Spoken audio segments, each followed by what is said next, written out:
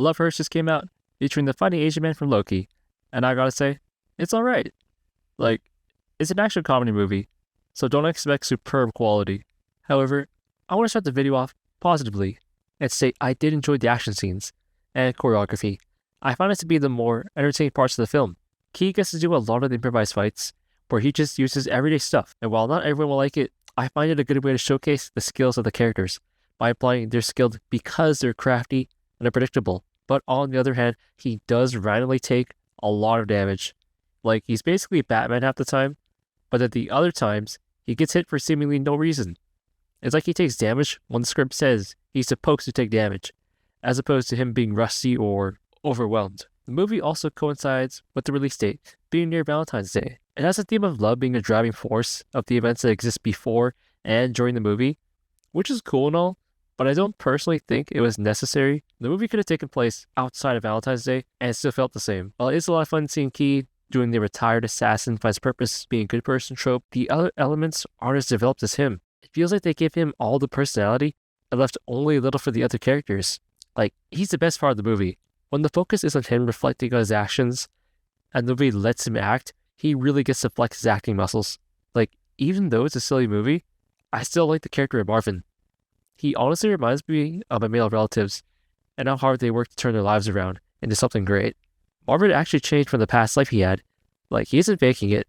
He genuinely enjoys what he's doing, which is a nice detail. It makes him more relatable. Like, if he were just a cold-blooded killer still, just in hiding, I don't think the movie would be nearly as entertaining, although I just wish I felt this way about the other characters. We barely get time to feel much for the antagonists. Like, we get more fucking screen time with the henchmen that chase after Marvin, and for like half of the film, we don't get much background as to why the antagonist turned to a life of crime.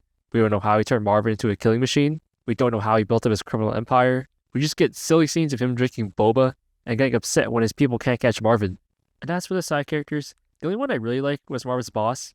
Like, the dude was a homie that had Marvin's back when he started fresh. I just wish we got scenes showing Marvin's transition from assassin to his normal life. I think I could have given some background to the old him and how he adjusted and built up our antagonist a bit more.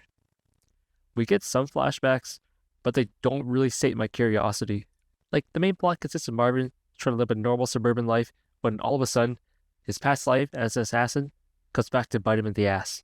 And I like how we, as an audience member, get to spectate all the events leading up to finding out why he's being targeted. Each person that goes after him reveals small clues that we get to piece together and develop our own theories as to who's telling the truth. They mention a character that goes by Rose, and all we get to go off of is that she knows information that Marvin's brother, who for some reason goes by Knuckles, I don't remember why, wants to find out.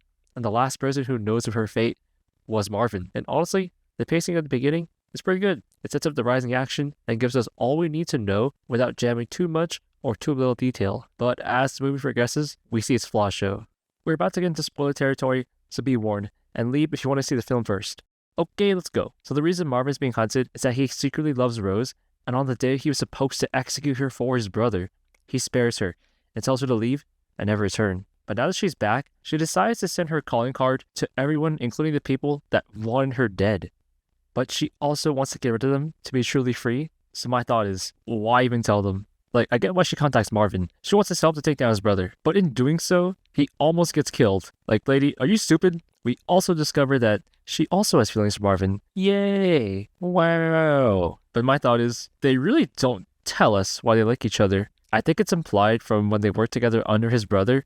But beyond the movie telling us, we have no organic reason as to why they like each other so much. And later on, it's revealed Rose was actually innocent. One of the goons working under Marvin's brother wanted the money for himself and pinned the crime onto Rose to save his own ass.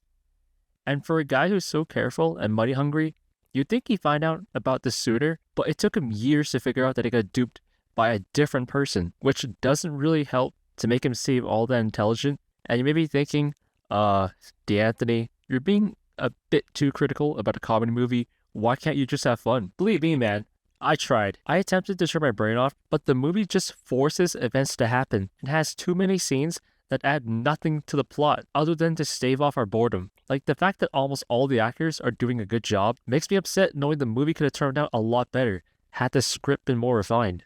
And to top it off, The movie ends with a climactic showdown between Marvin and Knuckles. But instead of just shooting him or tricking him, they have a one-on-one duel with somehow worse choreography than earlier parts. And the final cherry on it all is Rose contacting the Russian mob Knuckles works with and expose that he has been scamming them for years, and they randomly appear out of nowhere and haul his ass away.